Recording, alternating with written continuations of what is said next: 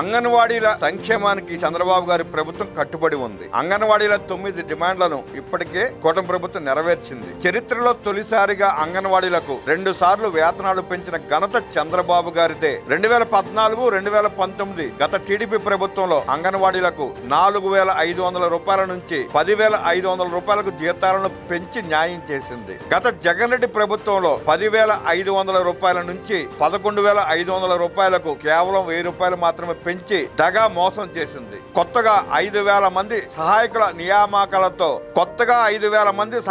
నియామకాలతో పాటు మినీ కార్యకర్తలకు టీచర్ పదోన్నతి కల్పించారు చంద్రబాబు గారు. వేసవిలో అంగన్వాడీ టీచర్లకు, ఆయాలకు 15 రోజుల పాటు సెలవులు ప్రకటించారు. రాష్ట్రంలో 58,204 మంది సిబ్బందికి 75 కోట్ల రూపాయలతో 5G స్మార్ట్ ఫోన్లు అందజేశారు. ప్రతి నెల 1వ తేదీన జీతాల చెల్లింపుతో పాటు ఎన్నో ఏళ్ల నాటి గ్రాట్యుటీ కళ నెరవేర్చారు.